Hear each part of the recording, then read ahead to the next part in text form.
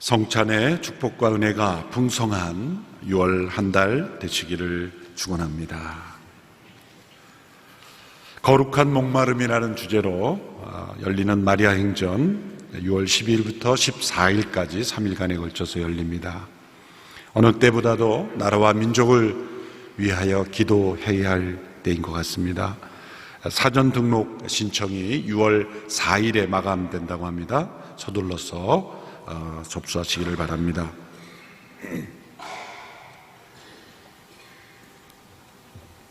올해 온누리교회 선교 아웃리치를 가시는 모든 성도님들 6월 19일 수요일 저녁에 서빙고 본당에 모여서 함께 기도하고 또 요즘 해외를 여행할 때 특별히 선교 지역에서 일어날 수 있는 여러 가지 어려움을 예방하는 예방안전 교육 함께 실시합니다. 반드시 참석해 주시기 바랍니다. 여름 우리 자녀들 차세대를 섬기는 교사 강습회 어드벤처 2019년 교사 강습회가 6월 6일부터 시작합니다. 주일학교 교사분들 또 여름 캠프 특별히 아웃리치에 가서 또 사역을 하는 모든 성도님들도 함께 참여하실 수가 있습니다. 다음 주 비전헌금은 군 선교 사역을 위해서 우리가 함께 드리게 됩니다. 이 시간 나라와 민족을 위해서 합심하여 함께 기도하고 말씀을 듣겠습니다. 모든 위기 가운데 가장 중요한 위기는 영적 위기입니다. 죄를 포장하고 합리화하고 정당화하는 땅에는 하나님이 축복하실 수가 없습니다. 주여, 이 땅 가운데 만연해가고 있는 모든 거짓과 음란과 하나님의 창조 질서를 거스르는 흐름들, 헛된 이념과 우상 탐심들, 주여 이 땅에 가득한 죄악을 용서하여 주시옵소서. 이 땅 가운데 하나님의 공의와 사랑이 흐르게 하여 주시옵소서. 한국교회가 바로 서게 하시며 주님의 진리가 이 땅 가운데 온전히 나타날 수 있도록 축복하여 주시옵소서. 우리의 다음 세대가 믿음 안에 진리 안에 굳게 선 자녀들 다 되게 하옵소서. 합심하여 함께 기도하며 나가겠습니다. 살아계신 하나님 아버지, 이 나라 민족 하나님께서 전쟁의 잿더미에서 건져주시고 상상할 수 없는 하나님의 은혜로 축복하셨습니다. 그러나 저희들은 부패하였고 죄로 달려가기를 기뻐했고 하나님이 주신 축복을 죄악의 도구로 바꾼 저희들을 용서하여 주시옵소서. 이 땅에 만연해가고 있는 모든 헛된 죄악들, 거짓과 음란과 헛된 이념과 욕망과 우상 숭배와 하나님의 창조 질서를 거스르는 모든 동성애 물결들, 주여 이 땅 가운데 하나님을 분노케 하는 죄가 끊어지게 하여 주옵소서. 죄를 합리화하고 정당화하고 죄를 포장하는 문화의 이름으로, 인권의 이름으로 포장하는 헛된 흐름들이 끊어지게 하여 주시옵시고, 하나님 아버지, 하나님의 영광이 회복되는 나라가 되게 하여 주시옵소서. 진리 위에 굳게 서는 나라가 되게 하여 주시옵소서. 살아계신 하나님, 이 나라 민족이 거룩한 민족 되기를 원합니다. 죄를 즐기는 나라 되지 않게 되기를 원하며 죄를 정당화하고 합리화하는 나라 되지 않게 되기를 원합니다. 하나님의 뜻이 이루어지며 하나님의 축복을 온 세상에 나누는 나라가 되게 하여 주시옵소서. 이 땅에 만연해가고 있는 모든 거짓과 불의와 음란과 우상과 다툼과 모든 탐심, 하나님의 창조 질서를 거스르는 모든 헛된 흐름들이 끊어지게 하여 주시옵소서. 이 땅에 참된 평화를 허락하여 주시옵소서. 우리의 다음 세대들이 더욱더 진리 안에 하나님을 경외하면 거룩한 백성들 되게 하여 주시옵소서. 오늘도 하나님께 예배드리며 성찬의 축복과 은혜를 다시 한번 체험하고 확인하며 주의 말씀에 귀를 기울일 때 하나님의 음성 듣게 하여 주시옵소서. 예수님의 이름으로 기도하옵나이다. 아멘. 세상에서 제일 긴 여행은 30cm의 여행이라는 말이 있습니다. 우리의 머리에서 가슴에 이르는 여행이죠. 우리의 머리로 아는 것이 우리의 마음으로 행하는, 우리의 마음의 인격으로 변화되는 것이 그처럼 어렵다는 말입니다. 요나가 니느웨로 가서 심판을 예언하라는 하나님의 말씀에 불순종하여서 바다에 던져지고 회개하고 결국 하나님의 뜻대로 니느웨로 가서 심판을 예언했습니다. 니느웨에 가서 고작 하루 길을 다니며 하나님의 심판을 예언했을 때 놀라운 일이 일어났습니다. 그 백성들이 회개했고 그리고 하나님께서 그들을 용서하셨습니다.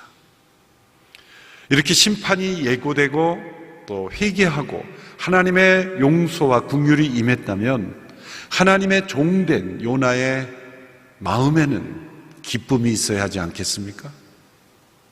하나님의 용서가 임하고 하나님의 긍휼과 은혜가 죽음에 처했던 이 니느웨 백성들에게 임했다면 하나님의 선지자였던 요나는 기뻐하는 것이 마땅하지 않겠습니까? 그러나 요나는 기뻐할 수 없었습니다. 기뻐하지 않았을 뿐만 아니라 도리어 분노했습니다. 오늘 1절에 보면 요나가 몹시 기분이 상했고 화가 났다 기록했습니다. 직역하면 마음을 주체할 수 없을 정도로 그렇게 분노로 이글거렸다 그런 뜻입니다. 니느웨가 회개한 것에 대해 하나님은 기뻐하셨지만 그 소식을 전한 요나는 니느웨의 회개에 대하여 기뻐하지 못했고 더 나아가 하나님께 대하여 분노하는 모습을 보이고 있습니다. 하나님은 분노를 돌이키셨지만 도리어 요나의 마음속에는 분노가 가득했습니다. 4장에 나타난 요나의 기도의 모습입니다. 분노하여 하나님께 기도하는 거죠. 우리의 기도가 때로는 하나님 앞에 합당한 모습일 수도 있지만 때로는 하나님께 합당하지 못한 모습일 수도 있습니다. 요나의 기도를 통해 우리의 기도에 어떠한 내용이 담겨 있어야 하는가, 또 하나님의 뜻에 어떠한 마음을 품어야 하는지를 우리에게 알려주시는 거죠. 요나서에 보면 2번 기도가 나오는데 2장에 요나의 기도가 나오죠. 그가 하나님께 불순종했을 때 바다에 던져졌을 때 물고기 뱃속에서 그가 드린 기도입니다. 그때 그는 겸손하게 회개하며 기도했습니다. 그런데 오늘 4장에서는 고개를 하나님께 뻣뻣이 들며 교만하게 기도하고 있습니다. 물고기 뱃속에서 그는 자신의 생명을 구원해달라고 하나님께 간구했습니다. 그런데 4장에 이르러 그는 내 생명을 취해달라고 그냥 죽겠다 그렇게 하나님께 기도하고 있습니다. 2장에서 그는 자신에게 하나님의 은혜가 베풀어지기를 간구하고 있습니다. 그런데 4장에서 그는 니느웨 백성들에게 베풀어 주신 그 하나님의 은혜에 대하여 분노하고 있는 것입니다. 이중적인 모습입니다. 1장에서 그가 하나님께 불순종했던 니느웨로 가라 하시는 그 하나님의 말씀에 불순종하여 도리어 다시스로 가던 그 불순종이 여전히 남아있는 거죠. 여러 가지 일들이 있었고 결국 니느웨에 가긴 갔지만 그의 마음에는 여전히 불순종이 남아있습니다. 바다에 던져지고 또 폭풍 가운데 하나님을 만나고 물고기 뱃속에서 회개하고 그런 과정을 거쳤지만 제자리에 돌아온 거죠. 1장에서 그는 하나님과 대면했죠. 그 사이에 여러 가지 일들이 있었습니다. 여러 사람들이 등장하지만 결국은 하나님과 나와의 관계로 되돌아오는 거죠. 우리가 어떤 섬김을 하든 어떤 사역에 쓰임을 받든 그보다 더 중요한 것은 하나님과 나와의 어떤 대화가 있는가. 그 자리로 하나님은 다시 데리고 들어오십니다. 내 안에 불순종이 여전히 남아있으면서도 하나님의 일에 어떻게 쓰임받을 수 있습니다. 요나가 그 하나님의 말씀을 니느웨에 대언했을 때 요나의 전한 그 말씀을 통해서 니느웨에 큰 회개와 각성과 부흥이 일어났죠. 그러나 요나의 마음은 전혀 하나님과 상관없을 수 있다는 거죠. 우리가 하나님께 어떻게 쓰임 받느냐가 곧 내 자신이 아닐 수 있다는 거예요. 하나님께 놀랍게 쓰임 받지만 하나님과 깊은 관계가 없을 수 있어요. 우리 목회자도 마찬가지입니다.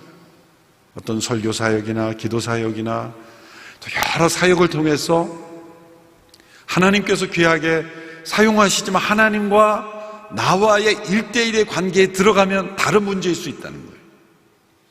니느웨의 놀라운 회개와 각성을 일으킨 종 아닙니까? 요나가 불순종한 마음이었지만 어쨌든 갔습니다. 가서 소식을 전했습니다. 그렇지만 하나님은 요나가 쓰임 받는 것보다도 요나 자신의 상태, 요나가 하나님과 어떤 관계가 있는가에 주목해 보시는 거죠. 늘 우리는 아침에 큐티를 할 때 혹은 하루를 마감할 때 내가 무슨 일을 했는가에 취해 있으면 안 됩니다. 나를 통해 어떠한 일들이 일어났는가에 몰입해서는 안 됩니다. 나는 하나님 앞에 어떤 사람인가? 또 내 마음에는 하나님의 뜻이 있는가? 나는 하나님께서 기뻐하시는 것을 기뻐하는가? 또 하나님께서 은혜 베푸심을 내가 함께 참여하고 있는가? 항상 하나님과 나와의 관계로 되돌아와야 하는 것이죠. 요나가 이 하나님과 자신과의 관계로 되돌아왔을 때 요나의 기도에는 감사가 사라지고 불평만 가득했습니다.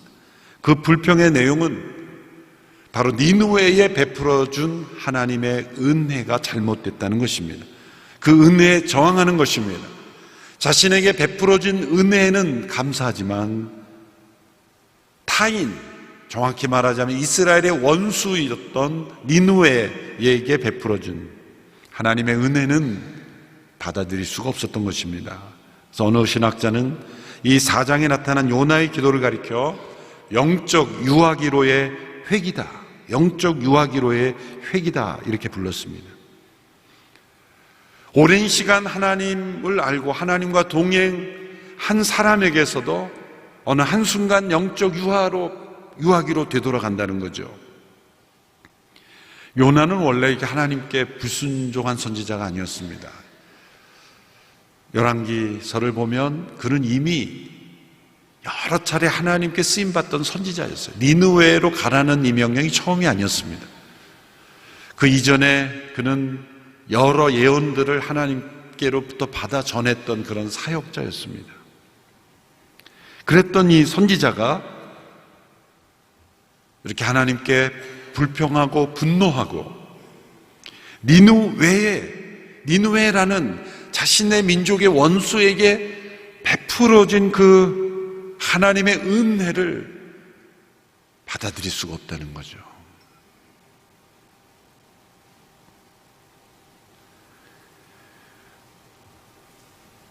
저 오래전 대학 시절에 후배들과 수련회를 할 때 어떤 학생이 집회를 끝났는데 막 이렇게 울면서 기도하고 있는 거예요. 참 은혜를 많이 받았구나. 난 그렇게 생각을 하고 끝나고 식사하는데 이렇게 은혜를 많이 받았구나. 뭐가 그렇게 감동이 돼서 슬피 울며 기도했니 그랬더니 그게 아니라 분노가 가득 차서 온 거예요. 뭐냐면 자기가 제일 싫어하는 미워하는 친구가 그 집회에 왔는데 은혜 받고 그 친구가 예수 믿고 변화가 된 거예요. 그래서 자신이 뒤집어진 거예요. 나는 다 예수 믿어도 쟤는 예수 믿고 변화되기를 원치 않았던 거예요. 그래서 내가 사랑하는 예수님, 내가 그처럼 나와 동행하시는 예수님을 모르기를 원했던 거예요, 마음 한 것을. 근데 문제는, 괴로운 거는 그게 잘못됐다는 걸 자기도 알죠. 자기도 아니까. 그 몰라서 그러지 있겠어요? 그걸 기뻐해야 되죠. 그러나 마음이 싫은 거예요. 믿어도 제일 마지막에 죽기 직전에나 믿으면 좋겠다. 생전에는 예수님 모르고 그냥 세상 속에 살다가 나중에 후회하고 죽으면 좋겠다. 그런 마음이 있었던 거예요. 근데 문제는 그 마음이 들킨 거예요, 하나님께. 하나님께 들킨 거예요. 그리고 그게 올바르지 않다는 것도 다 알아요. 그러니까 막 마음이 복잡하면서 막 통곡하면서 우는 거죠.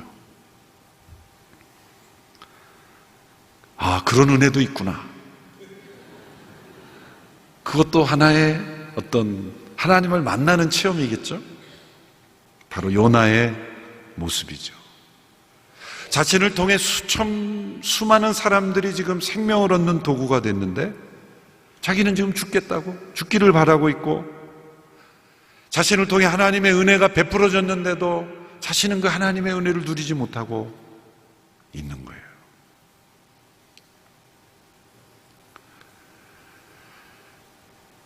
오래전 이야기입니다만 저희 온누리교회 안에서, 제가 부교육자로 오래전 이야기죠, 교회 집회가 있었어요. 참 큰 은혜가 있었습니다. 돌아가는 성도들 참 성령이 충만하고 정말 하나님의 임재가 가득한 그런 집회였어요.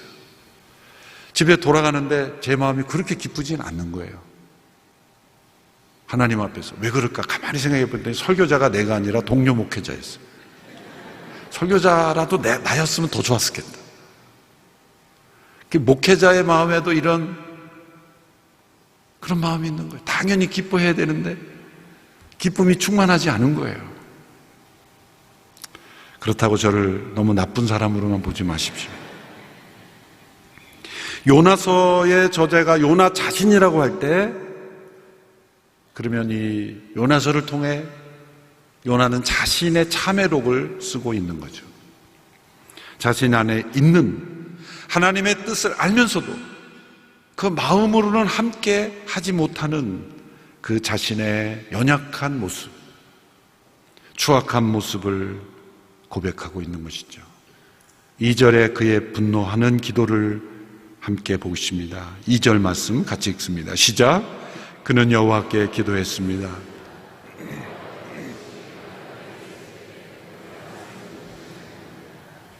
이래서 내가 서둘러 다시스로 도망간 것입니다.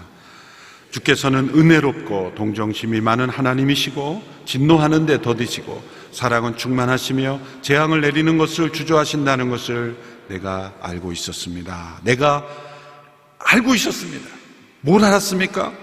하나님은 회개하는 자를 용서하기를 기뻐하시고 은혜롭고 동정심이 많으시고 진노하는 데 더디시며 재앙 내리시는 것을 주저하시는 것을 내가 알았기 때문에 내가 가지 않고 니느웨로 가지 않고 다시스로 간 것 아닙니까?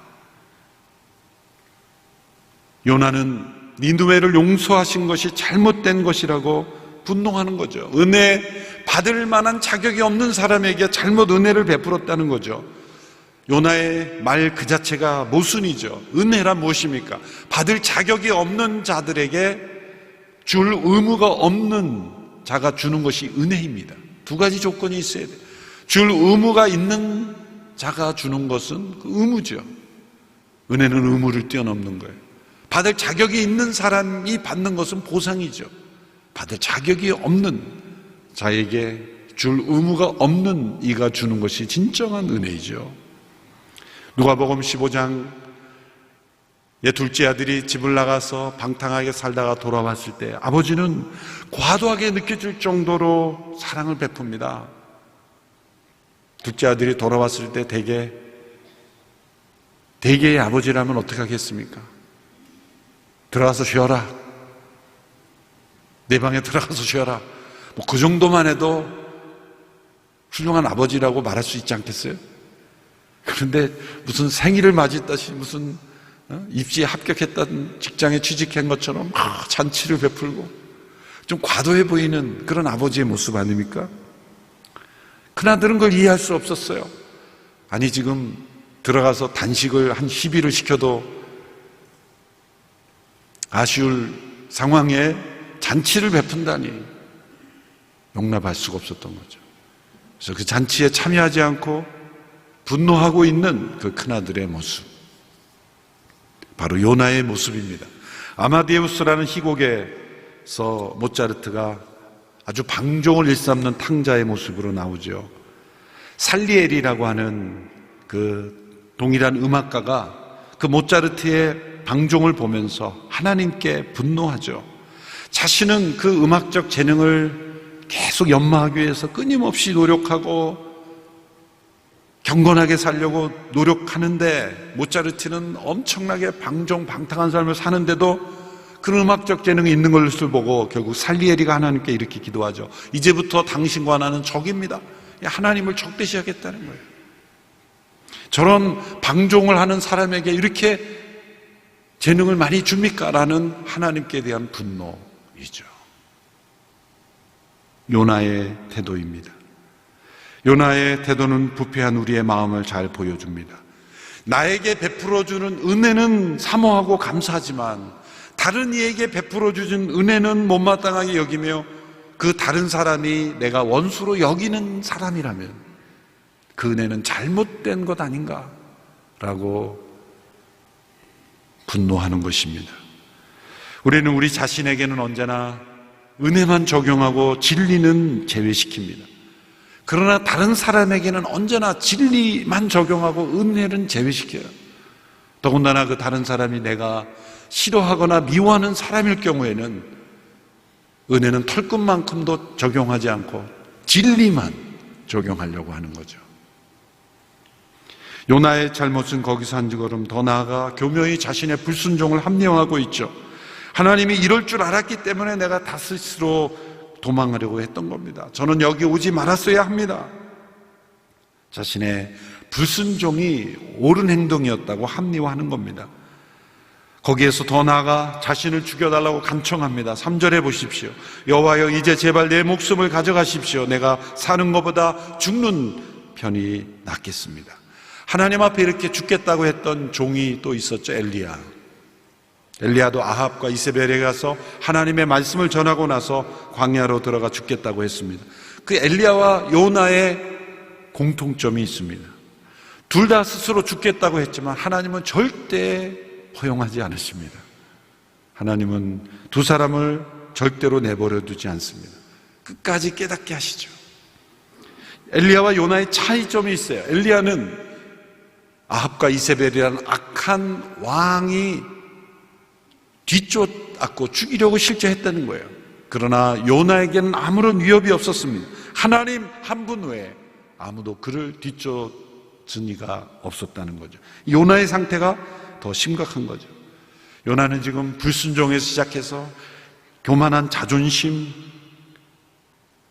때로는 편협한 민족주의, 이게 모든 것이 합쳐져서 하나님께 분노하고 항의하고 있는 것입니다. 하나님께서는 이렇게 불의한 분노를 품는 요나를 품어주시고 그를 교훈하고 가르쳐 주십니다. 교훈이란 사랑이 있을 때 나오는 거죠. 하나님께서는 요나를 포기하지 않으셨습니다. 니느웨를 사랑한 또한 요나도 사랑하십니다. 하나님은 자신의 종이 자신의 일만 하는 자가 되지 않기를 원하고 자신을 닮은 이가 되기를 원하십니다.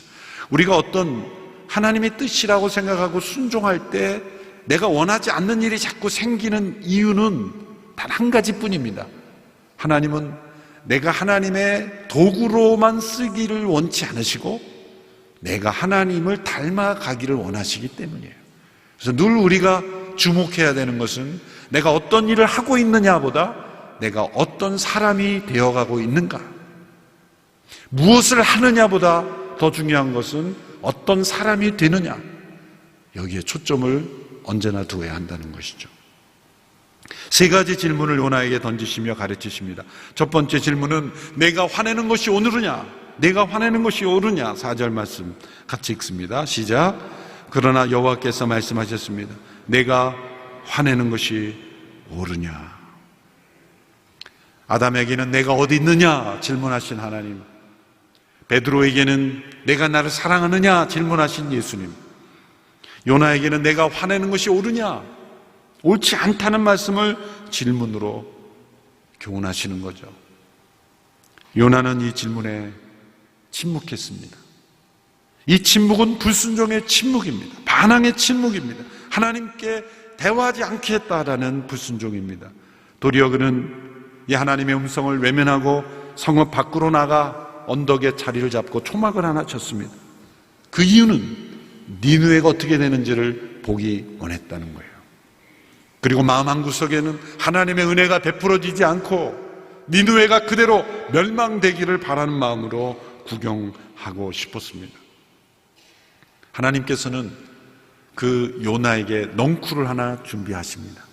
이 넝쿨이 구체적으로 어떤 식물인지는 정확하게 알려지지 않지만 잎이 넓은, 그래서 그 개역개정에서는 박넝쿨로 되어 있고 또 아주까리 여러 그 식물이라고 했지만 정확하진 않습니다. 어쨌든 햇빛을 가릴 수 있는 그런 잎이 넓은 식물인 것은 분명합니다. 요나는 그 넝쿨 아래서 그 햇빛을 피할 수 있게 되었어요. 참 좋다. 야, 이 잎이 넓은 이 식물이 있어서 햇빛을 피할 수 있으니 참 좋았다. 심히 기뻐했다. 이렇게 되어 있습니다. 기분이 아주 좋아졌다. 그렇게 되어 있습니다. 하나님은 우리를 가르치실 때 때로 작은 식물 하나를 가지고도 가르칠 수 있습니다.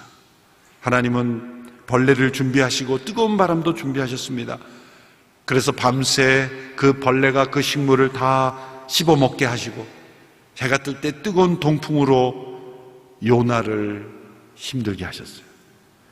내가 사는 것보다 죽는 것이 더 낫겠다, 그렇게 말했습니다. 하나님은 두 번째 질문으로 요나를 찾아오십니다. 내가 이 넝쿨로 인하여 성냄이 어찌 합당하냐? 9절의 말씀이죠. 내가 그 넝쿨 때문에 화내는 게 옳으냐? 이때 요나는 대답했습니다. 대들고 분을 풀이하며 9절에 대답합니다. 그렇습니다. 화가 나서 죽을 지경입니다. 이 하나님께 대한 분노, 이 분노가 요나의 마음속에 가득 차 있습니다. 하나님께서는 이 넝쿨이 없어지면 요나가 어떻게 반응할지를 아신 거죠. 그 속이 좁아 있는 요나의 분노가 어떤 모습인지를 드러내시는 거예요. 때로 우리의 삶 속에, 마음속에 있는 깊은 분노, 말도 안 되는 분노죠. 어거지라고 말하는 것. 여러분, 그러한 것이 다 터져 나오는 것은 하나님께서 우리를 가르치시는 거예요.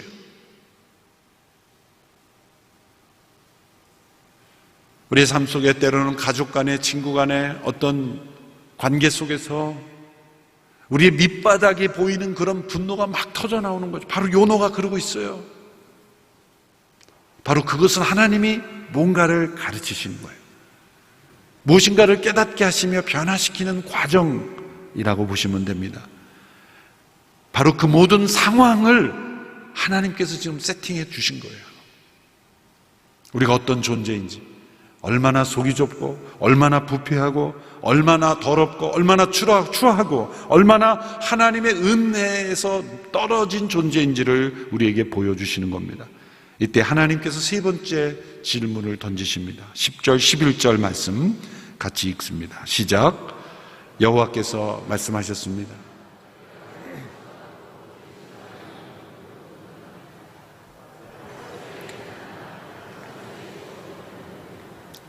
그런데 왼쪽과 오른쪽도 구별하지 못하는 사람들이 12만 명이나 있고 가축도 많이 있는 이 큰 성읍 니느웨를 내가 아끼지 않을 수 있겠느냐.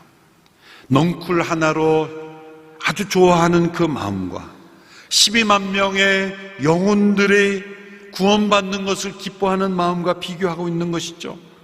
너의 마음은 뒤틀려 있었기 때문에 12만 명의 니느웨 백성들이 구원받는 것보다 자신을 잠시 시원하게 해준 넝쿨 하나를 더 좋아했다는 거죠. 너는 내 자신이 기르지도 않은 넝쿨 하나도 아꼈거늘 좌우를 분별하지 못하는 이 큰 성읍 니느웨를 내가 어찌 아끼지 않을 수 있겠느냐? 하나님의 질문입니다. 요나는 세 번째 질문에 첫 번째 질문 앞에 서랍처럼 침묵합니다. 요나의 침묵은 우리에게 깊은 여운을 남깁니다. 첫 번째 질문에 침묵으로 반항했고, 두 번째 질문에는 언성을 높이며 반항했습니다. 이제 세 번째 질문에 또다시 침묵합니다. 그리고 요나서가 끝나버립니다. 요나서의 마지막에 질문으로 끝나는 것은 실수가 아닙니다. 요나서를 읽는 모두가 이 질문 앞에 서게 하는 것입니다. 요나의 침묵은 이제 그 질문 앞에 요나 대신 우리를 집어넣어야 한다는 것이죠. 우리는 이 질문 앞에 어떻게 대답할 것인가? 요나서를 통해서 요나 문제만이 아니라 나의 영혼 속에 있는 영혼의 문제, 영혼의 독을, 이 옛 사람의 근성, 옛 자의 영향력을 파헤쳐 봐야 된다는 거죠. 나에게 베풀어질 하나님의 은혜는 있어도 나의 원수에게 베풀어질 하나님의 은혜는 없다라는 고집이 있다면 그것은 영혼의 독이 우리 안에 있는 것입니다. 하나님은 내가 인정할 수 없는 죄인조차도 구원하기를 기뻐하시는 하나님이십니다. 우리가 하나님의 자녀요, 하나님의 종이요, 하나님의 백성으로 산다고 하면서도 우리의 마음속에 이 하나님의 마음이 없다면 우리는 요나와 같은 자가 된다는 거죠. 우리에게도 분명 요나의 연약함이 있습니다. 하나님의 말씀을 읽으면서도 그 말씀 속에서 나는 아니지, 나의 의로움만을 확인하고 다른 이들의 문제만을 드러내는 데 사용할 경우에 그것은 요나와 같이 하나님의 은혜에 반항하는 것입니다. 사탄도 광야에서 성경 말씀을 인용했어요. 많은 지식으로 자신을 의롭다 하고 도리어 하나님의 은혜는 저항하는 요나의 모습입니다. 우리는 십자가 앞에서 이 무서운 자아의 독을 끊임없이 빼내야 합니다. 그리스도의 십자가에서 옛 자아가 온전히 죽은 자가 되도록 성령님을 의지해야 합니다. 요나와 같이 그 마음 깊숙한 곳에 남아있는 하나님의 은혜를 저항하는 그 어떠한 자세 또한 다 십자가에 못 박고 하나님의 은혜 앞에 무릎을 꿇어야 합니다. 어떤 대답을 해야 합니까? 하나님 옳습니다. 하나님의 은혜는 언제나 옳습니다. 하나님께서 그들을 용서하시고 그들을 찾기 위해 기다리시고 용서하시는 것은 합당한 것입니다. 저 또한 하나님의 마음을 품고 이 세상을 대하고 다른 이들을 대하겠습니다. 그렇게 대답할 수 있는 우리 모두가 되기를 축원합니다. 기도하겠습니다. 요나의 모습을 통해 나의 모습을 보여주시니 감사합니다. 요나서를 통해 그의 기도에 나타난 그의 모순과 죄악, 연약함, 죄의 모습이 우리의 기도에도 있으며 우리의 마음에 깊숙한 곳에 숨겨져 있습니다. 주님, 우리의 기도가 거룩해지며 하나님의 뜻에 합당해지며 하나님의 마음을 닮아가는 저희들이 되게 하여 주시옵소서. 예수님의 이름으로 기도하옵나이다. 아멘. 다 같이 자리에 일어나셔서 함께 봉헌 찬양 드리겠습니다.